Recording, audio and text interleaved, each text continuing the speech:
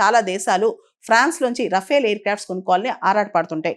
ఇప్పుడు ఆ ఎయిర్ క్రాఫ్ట్స్కి ఏ మెయింటెనెన్స్ వచ్చినా, రిపేర్ వచ్చినా, ఓవర్ హాలింగ్ వచ్చినా అవన్నీ ఇండియాకి రావాలి. అంతేకాదు ఇండియా కొనుక్కున్న రఫేల్ జెట్స్ కూడా ఇండియాలోనే మెయింటెనెన్స్, రిపేర్స్ అన్నీ అయిపోతాయి అనమాట. ఓవర్ హాలింగ్ అంటే వాటిని మళ్ళీ రెడీనెస్ టు ఆపరేట్ ఇవన్నీ కూడా ఇండియాలో అవుతాయి అనమాట.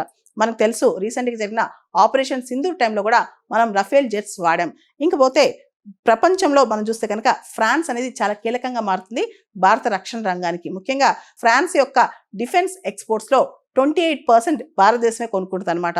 భవిష్యత్తులో మనం చూస్తే కనుక ఇంకా ఎక్కువగా మనం ఫ్రాన్స్ నుంచి డిఫెన్స్ ఎక్విప్మెంట్ కొనుక్కునే అవకాశం కనిపిస్తుంది. రీసెంట్గా వచ్చిన సిప్రీ రిపోర్ట్ ప్రకారం కూడా మనం ఫ్రాన్స్ నుంచి చాలా వరకు డిఫెన్స్ ఎక్విప్మెంట్ కొనుక్కొచ్చుకుంటున్నాం. ఇవన్నీ పక్కన పెడితే ఇంతకుముందు మనం ఓన్లీ రష్యా నుంచి ఎక్కువగా డిఫెన్స్ ఎక్విప్మెంట్ కొనుక్కునేవాళ్ళం. ఇప్పుడు మనం కూడా డైవర్సిఫై చేసాం. అమెరికా నుంచి, ఇజ్రాయెల్ నుంచి, ఫ్రాన్స్ నుంచి, రష్యా నుంచి, ఇలా అనేక దేశాల నుంచి మనం డిఫెన్స్ ఎక్విప్మెంట్ కొనుక్కుంటాం. అంతేకాదు మేక్ ఇన్ ఇండియా డిఫెన్స్ అనే కాన్సెప్ట్లో ఎక్కువగా ఇండిజినస్ ప్రొడక్షన్ కూడా మనం చేస్తున్నాం అనమాట. ఇప్పుడు ఇండియాలో అన్ని ఫెసిలిటీస్ వచ్చేస్తే మన దగ్గర కూడా మొత్తం టెక్నాలజీ కూడా మనకు వచ్చే అవకాశం కూడా ఉంటుంది అనమాట.